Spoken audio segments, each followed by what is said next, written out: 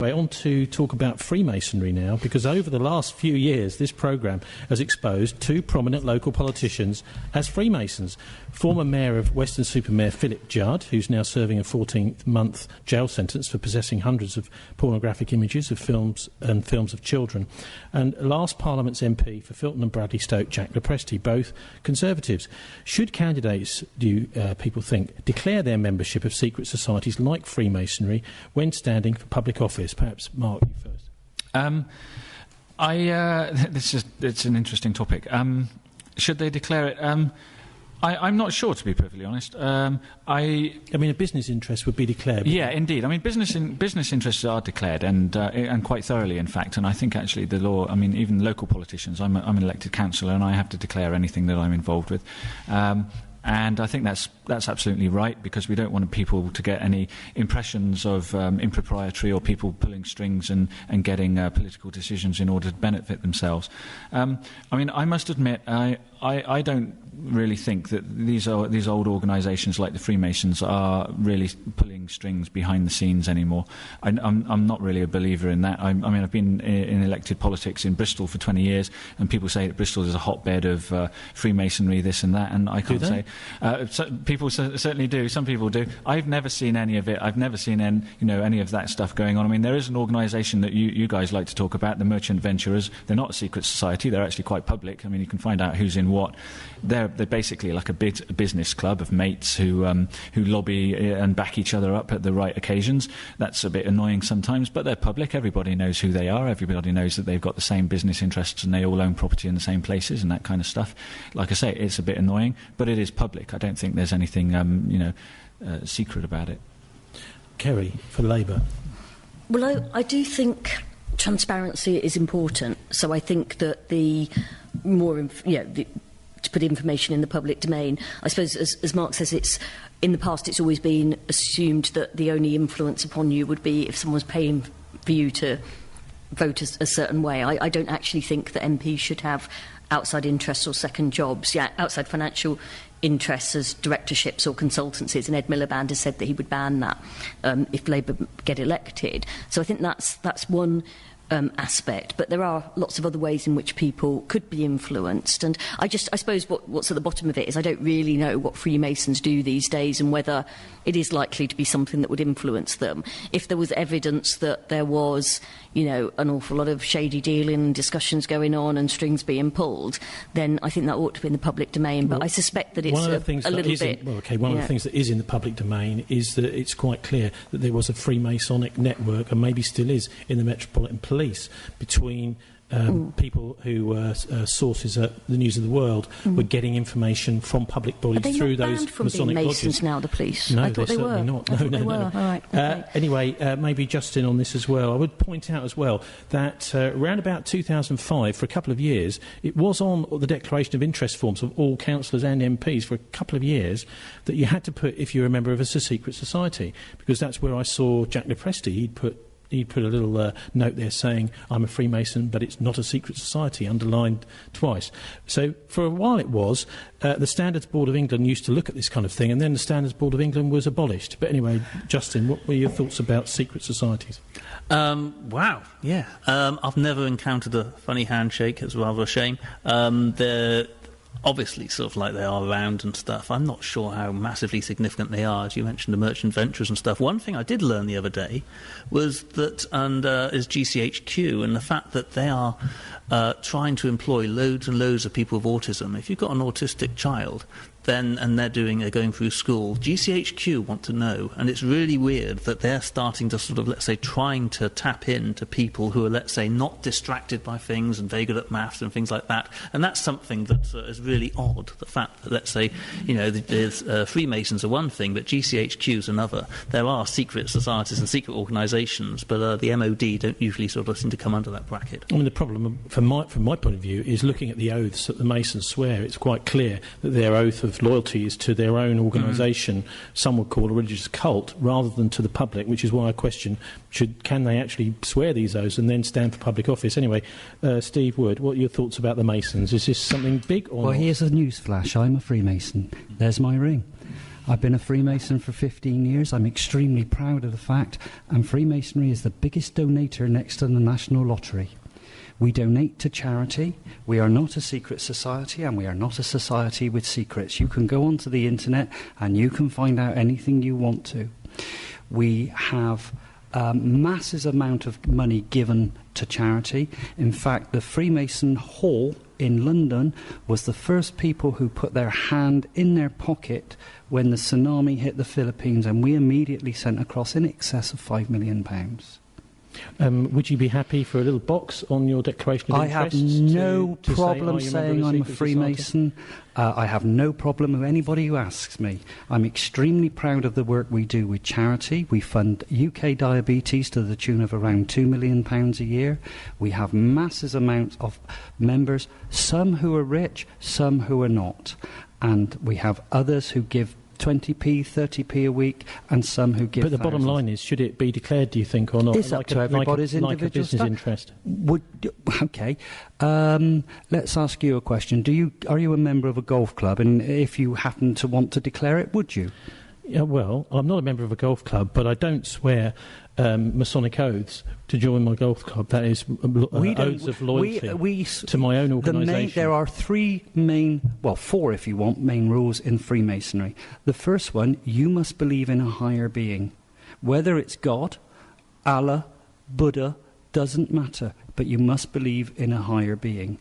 The second rule is that your family come first, then your work, then Freemasonry. So whatever we do, our family and our work must come before Freemasonry. And we also swear an oath that we will not use our connections to get where we want to go. That might have been the case 100 years ago, but let me tell you, it certainly isn't the case now. And if I had to rely on Freemasonry to keep me in work, I would be bankrupt. So do you think it should be declared or not? It's entirely up to anybody.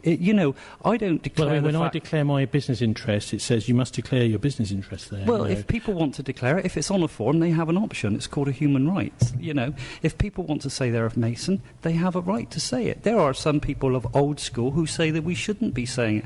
I'm proud of the fact that I help people. I'm proud of the fact that I'm a Freemason.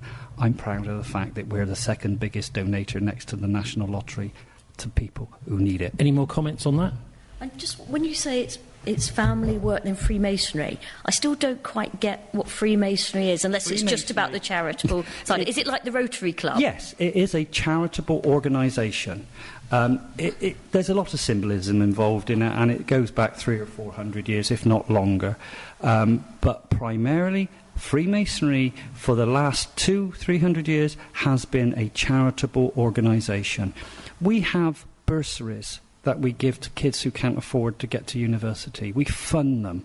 We help people who need hospital treatment, who can't get hospital treatment because it's going to be too long. And it's not just ingrowing toenails. We will pay for heart bypasses and things like that. We pay out millions and millions of pounds every year to people who need it. And you don't have to be a Freemason to get it. But you have a noose around your neck. Did you have that when you were initiated? I can't tell you that because we are obliged not to say certain things. And a knife to your chest? I can't tell you that either. Okay. I would actually rather heart bypasses were paid for by the NHS, I've got to say. Yes, but the trouble is, Kerry, we know that the waiting lists are there, and if somebody can go private, and that it can be done with the help of an organisation, and we never ask for the money back. You're not going to get much on the mainstream press because there's not been a lot of discussion about this big subject on the mainstream media, and it's child sexual abuse. We heard March this year that a watchdog is to investigate the Metropolitan Police over cover-up claims, and I just want to run through one or two of those claims. Allegations that documents have found an address of a paedophile that originated from the Houses of Parliament, listing a number of highly prominent individuals, MPs and senior police officers, as being involved in a paedophile ring, and no further action was taken. An allegation that an account provided by an abuse victim had been altered to omit the name of a senior politician. Allegation that an investigation into a paedophile ring in which a number of people were convicted did not take action in relation to other more prominent individuals. Again, an allegation that a surveillance operation of a child abuse ring was shut down due to high-profile people being involved. And finally, an allegation that police officers sexually abused a boy and carried out surveillance on him. Justin Quinnell, what are your thoughts about what's happened over the last year since we heard the 2 inquiries were set up last summer? Very little seems to have happened. In fact, some might say it's been kicked into the long grass to make sure it wasn't playing a part in this general election campaign. Yeah, very true. So I've forgotten the guy's name who died recently. Leon Britton. Leon Britton. Now, my mum, who isn't around anymore, she basically told me about Leon Britton. So people knew about him. And, like, my mum's, she's lived them or whatever, but, like, there are certain, people knew things like that were happening and are happening. And, it's been hideous, whether it be through, and you can pick any organisation, and it's been covered up. Well, to be fair, Norman Tebbit, in fact, last summer, also said something along similar lines. He said, back in those days, we just used to cover these things up. Yeah. Yes. And I think that has been the case. And, like, you can look in loads of organisations, and I'm not going to start picking them and things like that, but, like, it was something that was, like, just swept under the carpet. It's hideous. So does the Green Party have a policy to deal with this? I don't know. It's something I haven't sort of, like, gemmed up on. One thing I have got is, like, I've got bits and pieces to do with domestic violence and women and stuff like that. But the child abuse sides of stuff, I don't know. I think that, like, it's something that, like, thank heavens people are looking into it as much as they, to the extent they can, but they must look into it far more. And I think the cover-ups are happening. They are happening. And we mentioned Freemasonry earlier. Now, I don't want to drag that into it, but let's say being secret societies of some sorts or secret groups of organisations, groups of people keeping things quiet. Well, I'm not mentioning that, let's say, directly with the Freemasons, but just a group of people. Not in Freemasonry. No, I'm not saying it would, but let's say, okay, the church, or let's say, whatever organisations you want to look at who have, let's say, had sort of, things accused from them in the past and stuff like that, people will keep it quiet, the police or whatever. Steve, you say it wouldn't happen, but I mean, it's happened in Buckingham Palace. It's happened, allegedly, it's happened in many places. What are your thoughts about this? Because it seems to be we're coming back to another thing we mentioned earlier, which is this business of too big to jail. Yeah. And I wonder what your thoughts as UKIP are about what should be done about this. And I go back to, if you do the crime, you must be prepared to do the time. Let's go to Jenna at the moment. The CPS have turned around and said he's too ill to prosecute. Now, you're talking about Greville Jenner, Labour peer, I believe. Yeah. Now, I am going to mention 2 Labour people, Kerry, and it's not personally, it's the only 2 I can recall at the moment. But 2 Labour Party people have recently been charged, and they weren't going to get charged because they were suffering from dementia. Now, I'm not a doctor, so I can't clarify anything. However, one lady made a miraculous recovery after she was not going to be charged for expenses fraud. I'm not saying that's the case with Jenna, but I am saying that I don't care who you are. If you do the crime, I don't care how high you are, you do the time. Now, we have to get a way to open up those files. The Savile case, Buckingham Palace, politicians, policemen, I don't care who you are. And child abuse it's the most foul crime one can ever think of. I don't know if our panel here have got children. I have children and I have grandchildren. And I will do time if anybody hurt them. What about this allegation that's come along with a lot of this, that this was being used for political blackmail? There's a possibility it could be. I'm not saying anything. I mean, we're going back in places 50, 60 years when it was a completely different world. I'm not justifying that. I'm just saying it was a different world. I've often asked this question. In today's society, we hear so much about child abuse. We hear so much about what's going on. Was it the same 60, 70 years ago, but we didn't have the open media sources and it was just brushed under the carpet? Mark, right. A lot of this started, the latest sort of spate of this, because it was going in the 1980s and in the 1990s with the Jimmy Savile case, and actually the reporter for the BBC that was part of that, Liz McKean, she was told by her editor at Newsnight at the BBC, she was told, well, I'm sorry, we've got a Jimmy Savile special coming up at Christmas. I'm afraid we won't be airing your piece. So, this is, it's actually, there is obviously some kind of pressure to keep this out of the public domain, what would the Lib Dems do? What's your policy towards dealing with this problem? I mean, obviously, this has been very shocking, I think, to almost everyone. There is a wide-ranging public inquiry now that's been set up and is going to look at a lot of these things.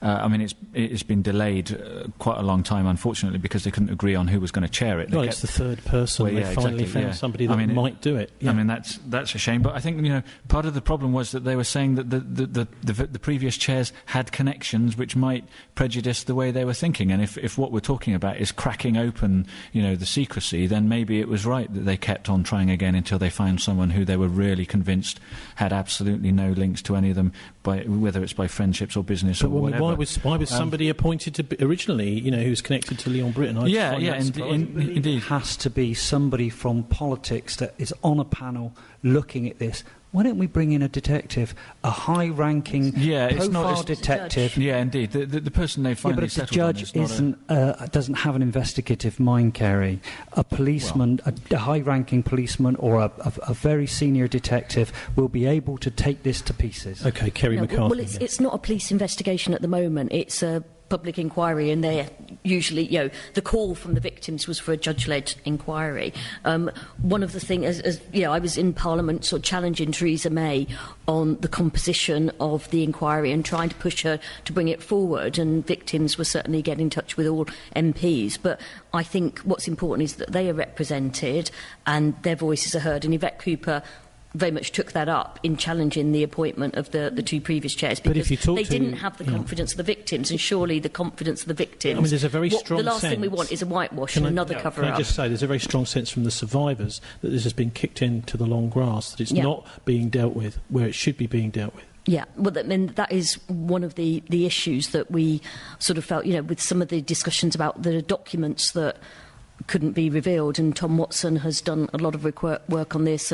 John Mann, another Labour MP, has been doing a lot of work on this. Simon Danchuk as well, trying to get them to reveal everything as quickly as possible, so that we could, not necessarily in the public domain, but reveal that information to the inquiry, so we know that what was said and why weren't prosecutions brought. So it's frustrating. What we don't want, I mean, if you look at other inquiries, the Bloody Sunday inquiry went on for decades. Well, there were several of them, Hillsborough took 20 years to find justice and is still going on. So what's your prediction we don't want for to how long repeat this is going to take to get to the bottom of it? Well, I mean, and this is one of the frustrations of the victims is, as we know, quite a few of the perpetrators are quite elderly. We've already, Liam Britton, an alleged perpetrator, has already died. Greville Janner is said to have advanced dementia, who's another alleged victim. Cyril Smith died. And they want the people brought to justice, which means criminal justice, but you don't want to rush the inquiry. And one of the things we were asking Theresa May was, could criminal cases be brought before the inquiry concludes?